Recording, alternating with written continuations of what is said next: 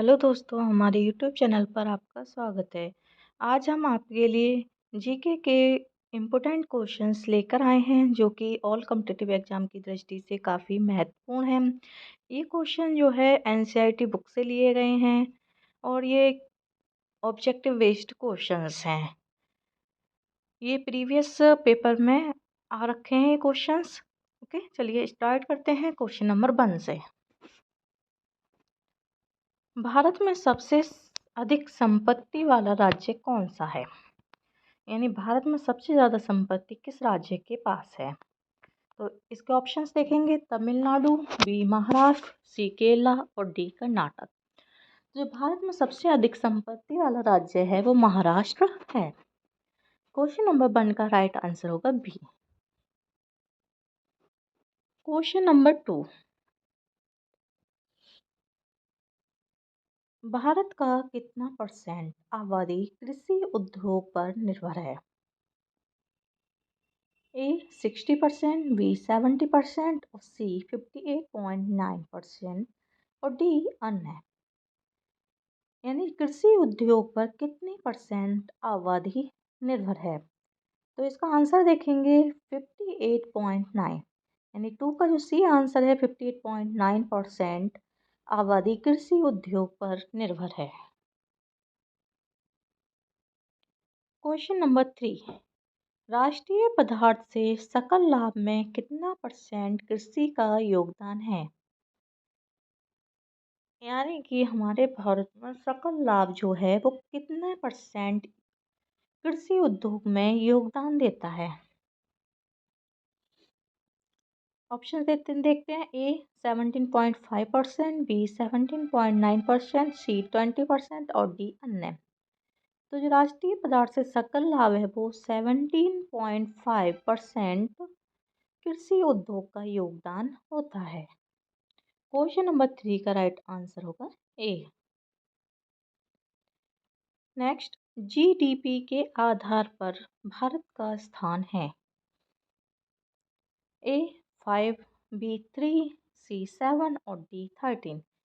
GDP के आधार पर भारत का जो स्थान है वो 7वें नंबर पर है। क्वेश्चन नंबर 4 का राइट आंसर होगा सी।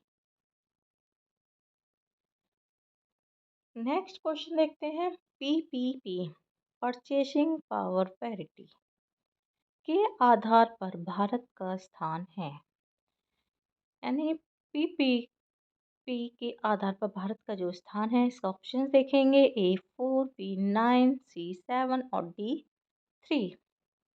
देखिए क्वेश्चन में पीपीपी की फुल फॉर्म भी आ सकती है, तो इसकी फुल फॉर्म है परचेसिंग पावर पैरिटी। तो उसका जो भारत में स्थान है, भारत का जो स्थान है इसमें वो तीसरे नंबर पर है। क्वेश्चन नंबर 5 का राइट आंसर होगा D. Next, GDP per capita के आधार पर सबसे पहले स्थान पर कौन सा देश है? ए लग्जमबर्ग, बी संयुक्त राज्य अमेरिका, सी कतर और डी अन्य। यानी जीडीपी पर कैपिटा के आधार पर सबसे पहले स्थान पर जो देश है वो कतर है। क्वेश्चन नंबर 6 का राइट आंसर होगा सी। क्वेश्चन नंबर 7, भारत में उच्चतम मानव विकास सूचकांक यानी ह्यूमन डेवलपमेंट इंडेक्स किस राज्य में है?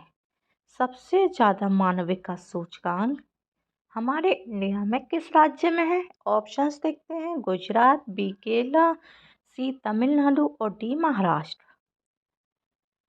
तो भारत में उच्चतम मानव विकास सूचकांक केरल राज्य में है। क्वेश्चन नंबर 7 का राइट आंसर होगा बी। क्वेश्चन नंबर 8, निम्न में से कौन से देश में मिश्रित अर्थव्यवस्था है? ए अमेरिका, बी भारत, सी चीन और डी रूस। तो जो मिश्रित अर्थव्यवस्था है वो हमारे भारत में है। क्वेश्चन नंबर 8 का राइट आंसर होगा बी। नेक्स्ट क्वेश्चन, आर्थिक क्रियाओं का उद्देश्य होता है? ए जीविकोपार्जन, बी मनोरंजन, सी ए और बी दोनों और डी इनमें से कोई नहीं। जो आर्थिक क्रियाओं का उद्देश्य होता है वो जीविकोपार्जन होता है। क्वेश्चन नंबर 9 का राइट आंसर होगा ए। क्वेश्चन नंबर 10, जनसंख्या वृद्धि से आर्थिक विकास की गति ए सामान्य रहती है, बी तीव्र हो जाती है, सी मंद हो जाती है और डी कुछ भी नहीं होता है। तो जो जनसंख्या वृद्धि से आर्थिक विकास की गति होती है वो मंद हो जाती है। क्वेश्चन नंबर 10 का राइट आंसर होगा सी। क्वेश्चन नंबर 11 देखते हैं, आर्थिक विकास की व्याख्या के विभिन्न आधार कौन कौन हैं? ए सकल राष्ट्रीय उत्पाद, बी प्रति व्यक्ति आय, सी आर्थिक कल्याण का आधार और डी इनमें से सभी। तो आर्थिक विकास की व्याख्या के विभिन्न जो आधार हैं वो सकल राष्ट्रीय उत्पाद भी है, प्रति व्यक्ति आय है, आर्थिक कल्याण का आधार भी है, यानी इनमें से सभी। क्वेश्चन नंबर 11 का राइट आंसर होगा डी। नेक्स्ट, मानव विकास सूचकांक में भारत का क्या स्थान है?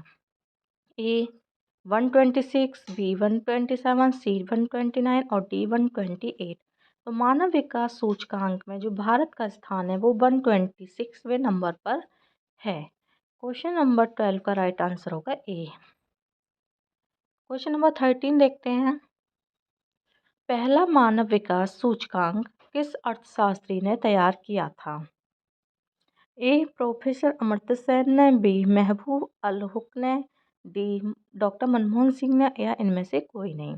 तो जो पहला मानव विकास सूचकांक तैयार किया था वो महबूब उल हक ने किया था। क्वेश्चन नंबर 13 का राइट आंसर होगा बी। क्वेश्चन नंबर 14 देखते हैं हम, निम्न में से प्राथमिक क्षेत्र किसे कहा जाता है? ए कृषि क्षेत्र को, बी सेवा क्षेत्र को, सी औद्योगिक क्षेत्र को और डी इनमें से कोई नहीं। तो जो प्राथमिक क्षेत्र कहा जाता है वो कृषि क्षेत्र को कहा जाता है। क्वेश्चन नंबर 14 का राइट आंसर होगा ए। आज की वीडियो का लास्ट क्वेश्चन देखते हैं, क्वेश्चन नंबर 15, शिक्षक द्वारा अपने पुत्र को पढ़ाना कौन सी क्रिया है? यानी अगर शिक्षक अपने पुत्र को पढ़ा रहा है तो वो कौन सी क्रिया होगी? ए अनार्थिक, बी आर्थिक, सी दोनों ही और डी इनमें से कोई नहीं। तो शिक्षक द्वारा अपने पुत्र को पढ़ाना अनार्थिक और आर्थिक दोनों ही क्रिया हैं। क्वेश्चन नंबर 15 का राइट आंसर होगा सी।